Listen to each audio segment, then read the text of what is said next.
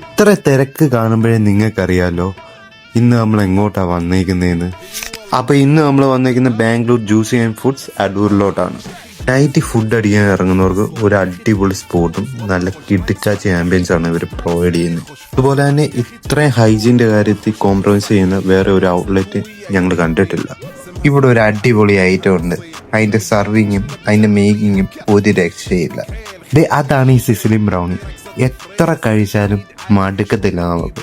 Chicken സമൂണയ്ക്കകത്ത് വരുന്ന fillings ഒക്കെ എന്ന് പറഞ്ഞാൽ അടാറ് ക്വാണ്ടിറ്റിയിലായിരുന്നു. ഇവിടുത്തെ ക്ലാസിക് ചിക്കൻ റോളൊക്കെ സ്റ്റാർട്ട് ചെയ്യുന്നത് വെറും 70 റുപ്പീസ് മുതലാണ്.